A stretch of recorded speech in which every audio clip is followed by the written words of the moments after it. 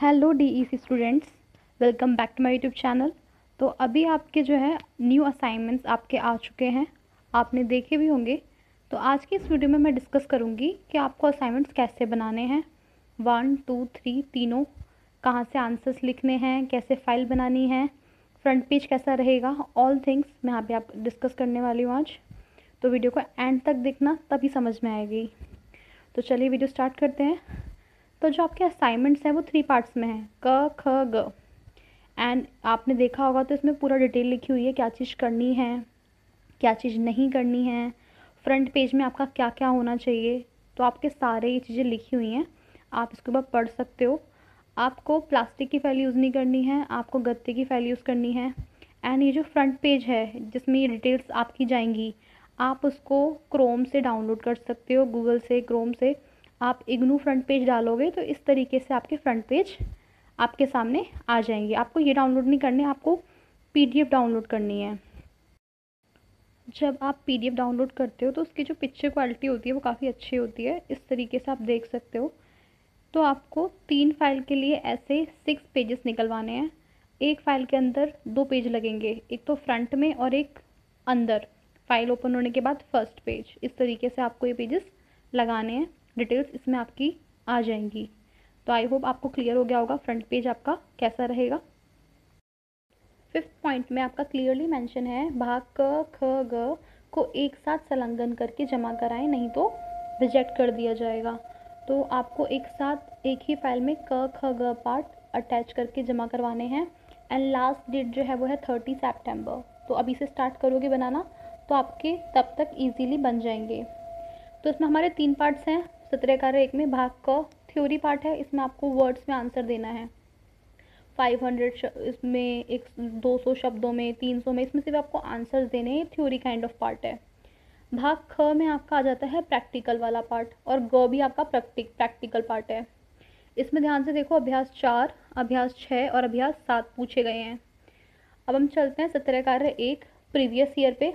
ठीक है, ये प्रीवियस ईयर का है सत्रह कार्य। इसमें भी वही आपका भाग क ख ग। ठीक, का थ्योरी पार्ट डिफरेंट है, बिल्कुल चेंज कर दिया इन्होंने। ठीक, बट जो ख पार्ट है ध्यान से देखोगे वही है, पूरा प्रैक्टिकल पार्ट वही है। अभ्यास 4, अभ्यास 6, अभ्यास 7, ठीक है, सेम वही जो आपके क्वेश्चंस हैं वही पूछे गए हैं। ग में आप देख लेगो तो अभ्यास 5 पूछा गया है, 8 पूछा गया है और 9, 5 8 9।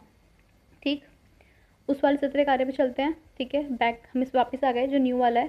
ठीक, इसमें देखते हैं। तो आपसे यहाँ पे पूछे गए थे 4 6 7, ये तो फर्स्ट वाले में थे, ख वाले में। ठीक, और हम देख लेते हैं ग वाले में। तो ग वाले में आपसे पूछे गए थे 5 8 9। क्या है? 5 8 9। तो कहने का मतलब है प्रैक्टिकल जो पार्ट है वो बिल्कुल सेम है। प्रैक्टिकल पार्ट आप एज इट इज़ वही का वही कर सकते हो। आपको मेहनत करनी है तो सिर्फ क पार्ट की मेहनत करनी है। क पार्ट को आपको करना होगा, उसके आंसर्स ढूंढने होंगे। ये आप as it is previous year वाला कर सकते हो। ठीक है, सत्रह कार्य 2 भी देख लेते हैं यहाँ पे। इसमें भाग क ख और ग, ये भी 3 पार्ट्स में आपका बटा हुआ है। जो क है वो थ्योरी है और जो ख ग है वो प्रैक्टिकल, जिसमें ख में आपसे 2 या 3 करने को बोला है और ग वाले में आपसे 5 6 या 7 में से कोई एक करने को बोला है। ये प्रीवियस ईयर का है। ठीक, इसमें देखो क पार्ट ये हो गया हमारा। आते हैं हम ख और ग पे। तो ख में वही 2 या 3 में से कोई एक करना है, ग वाले में 5 6 या 7। तो इसमें भी आप देखोगे तो ख और ग पार्ट सेम है। मेरे इसी चैनल पे प्रीवियस ईयर के असाइनमेंट्स अपलोडेड हैं, जिनके अंदर आपको ख और ग पार्ट देखने को मिल जाएंगे सॉल्व करे हुए। वहाँ से आप आइडिया ले सकते हो, एक रेफरेंस ले सकते हो कि ऐसे करने हैं। ठीक, जैसे इसमें देखो आपको अभ्यास 5 में आपसे पूछा था कि खिलौना बनाना है। ठीक है, तो खिलौना बनाने की पूरी वो प्रक्रिया कैसे बनाया। ठीक, इस तरीके से आप खिलौना बनाने का पूरा विधि दिखा दोगे। ठीक, नेक्स्ट आपका जो अभ्यास है उसके अंदर आपको यहाँ पे अल्पाहार, बच्चे के लिए एक पौष्टिक आहार बताना था। ठीक, यहाँ पे वेज पनीर स्टफ पराठा बनाया, उसकी रेसिपी आ जाएगी। यहाँ पे मेनू में हमने क्या क्या डाला था, उसमें 1 कप गेहूँ का आटा, पनीर वगैरह आप चेंज कर सकते हो रेसिपी। इस तरीके से ये एक और अभ्यास है, इसके अंदर परिवारों का सर्वेक्षण हुआ था, बच्चे का नाम, आयु वगैरह सब।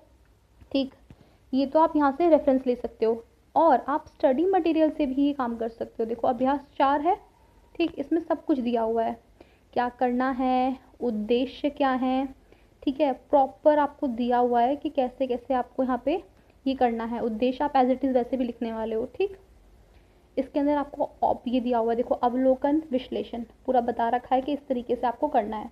रेफरेंस से थोड़ा सा मिल गया, अब आप इसको आगे बढ़ा सकते हो। ठीक, ये आपके ब्लैंक पेजेस इसी के लिए छूटे हुए हैं क्योंकि आपको खुद से करना है।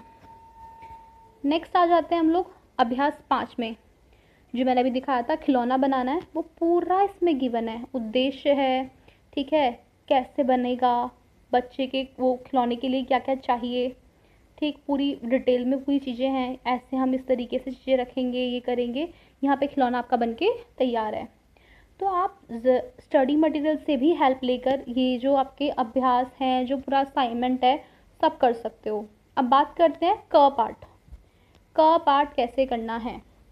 क्वेश्चन पूछा है, जीवन के प्रथम 2 वर्षों में भाषाई विकास की अवस्थाओं का वर्णन कीजिए। इसके आंसर के लिए हम आ जाते हैं स्टडी मटेरियल में। तो DEC 1 का ये भाग 2 है, सेकंड पार्ट है। ठीक, सबसे पहले आप जो भी आंसर देख रहे हो उसको इंडेक्स में देखोगे, कुछ ऐसा टॉपिक मिलता जुलता है। यहाँ पे टॉपिक है भाषाई विकास शालापुर वर्षों में, पेज नंबर आपका है 54। खोल लेते हैं इसको, तो आप देखोगे पूरा चैप्टर जो है वो इसी के ऊपर है। आप इसमें से जितना आपको पोर्शन आपको समझ में आ रहा है पूरा लिख सकते हो। शालापुर बच्चों के भाषाई कौशल के विकास के ऊपर है ये चैप्टर पूरा। इसमें पॉइंट्स दिए हुए हैं कि बच्चों के शब्द भंडार में वृद्धि होती है, बच्चा पहले इतने शब्द बोल रहा होता है फिर इतने इतने बोलने लग जाता है।